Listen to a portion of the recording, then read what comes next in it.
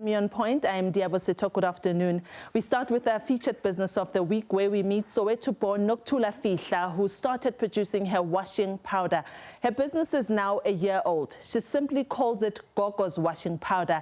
She says she came up with this name because grandmothers are often trusted for their wisdom. She says she's determined to be the African entrepreneur that developed a washing powder for Africans. This is Nokuthula's story. Nokuthula Fihla promised herself that when she turned 50, she would resign from her job and start her own business. In 2018, she fulfilled her own promise. She teamed up with her son, put her biochemistry qualification and rich experience in research and development to good use.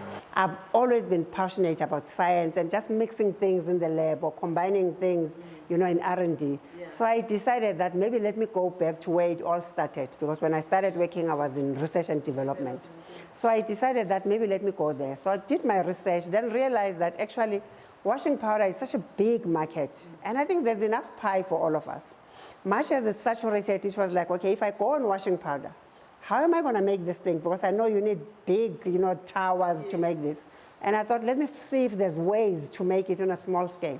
And so the journey of the creation of Gogo's washing powder began. Fihla started this journey in her home garage, and the testing of different formulas began. The first one was so wet, it wasn't funny, and we couldn't even dry it. Then we said, okay, maybe we need to add less of this and more of that. So we kept on doing that, so until I came up with a formula that at least looked like a washing powder. Right. Once I had it, it's nice to have friends, and fools who believe in you, because then they'll take whatever you give them. So I gave it to them and said, guys, please try this. I'm trying to make washing powder. And then some complained about the fragrance, some complained about, nah, it's too harsh on my hands. Then I knew how to adjust it. So I kept on doing that several times. I mean, it took me months to do that. And she finally netted the perfect formula. She then vacated the home garage and sought space, a small machine to produce the washing powder, and it was all systems go. Added to that, she looked into the distribution model that would not only benefit her, but the community too. So what we do then is we've got distributors. So I started, advertising on Facebook, putting some posters whenever we're doing activations that if you want to distribute our product, come talk to us. So we get people, some of them have bikes that they're not using, they just idle. Others don't even have cars, but they come buy from us, and then they sell to their communities. So what we do then is we give them discounted prices, and then they sell at a profit. Fihla's washing powder business is now scaling up. She's already in talks with a big manufacturer to produce the washing powder in large quantities with the aim of taking it to retail stores.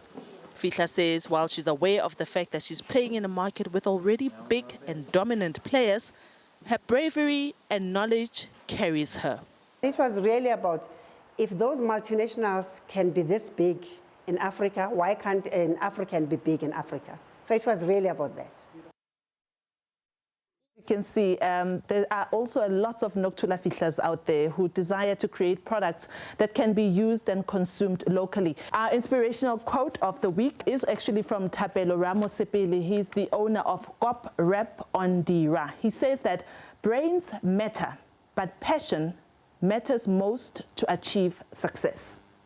Thank you for watching SME on Point. You can reach me on my email, which is setho@sabc.co.za. My Facebook and Twitter handles are @Liabo Setho.